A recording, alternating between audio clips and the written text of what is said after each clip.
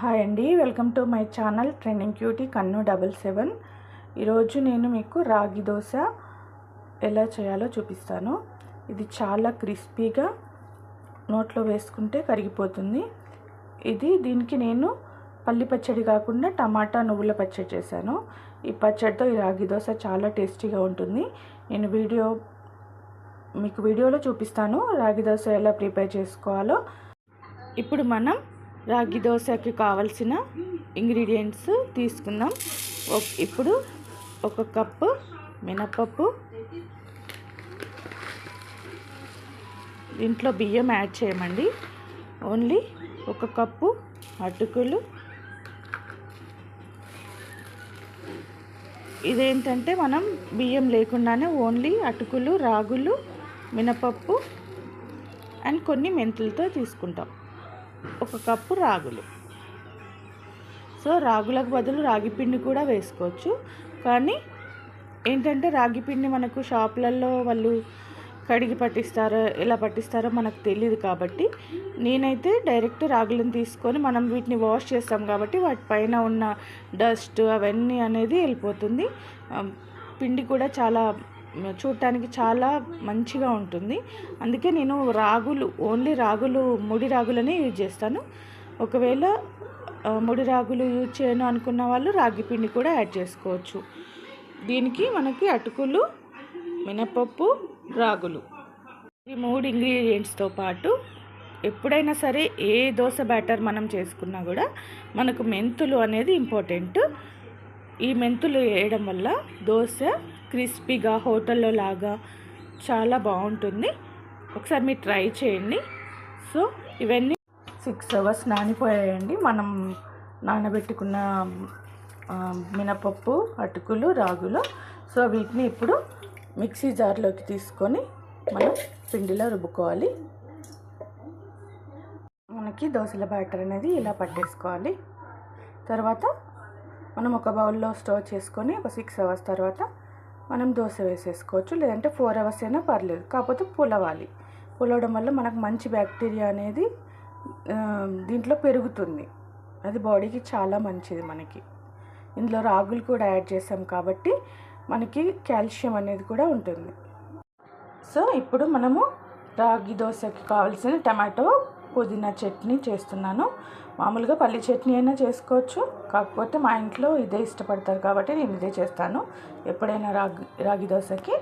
So tomato, పచ్చిమిర్చి, కరివేపాకు, పుదీనా, కొత్తిమీర, కొన్ని వేయించిన నువ్వులు పాటు ఒక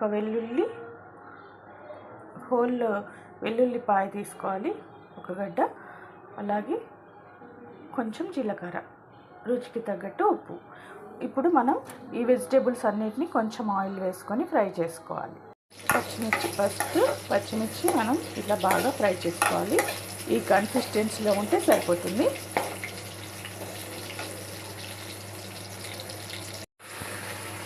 తర్వాత అందులోనే మనం కొత్తిమీర, పుదీనా, కరివేపాకు వీటిని లైట్గా ఫ్రై చేసుకోవాలి.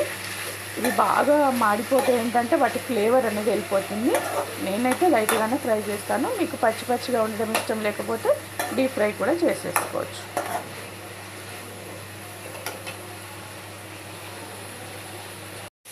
సో మనకు కొత్తిమీర, పుదీనా అనేది కూడా వేగిపోయింది. తర్వాత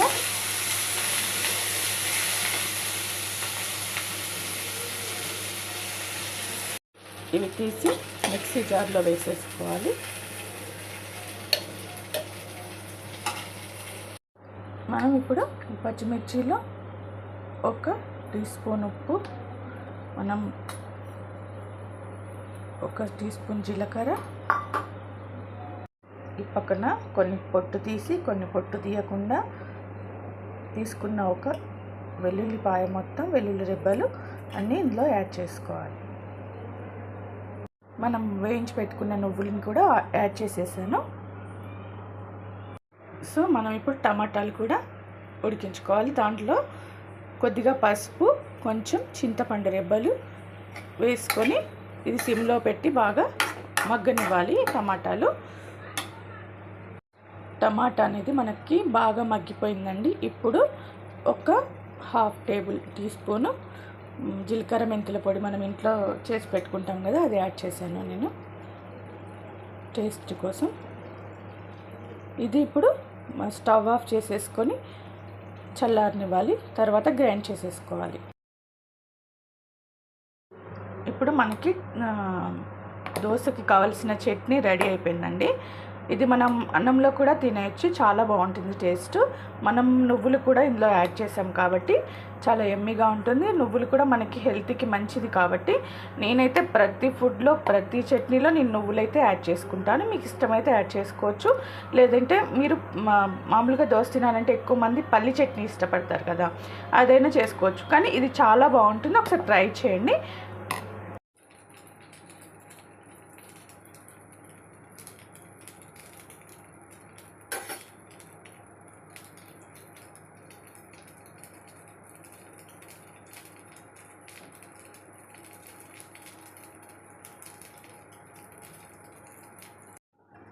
ఇలా ఒక పక్క కాలాక ఇంకో పక్క తిప్పేసుకోవాలి.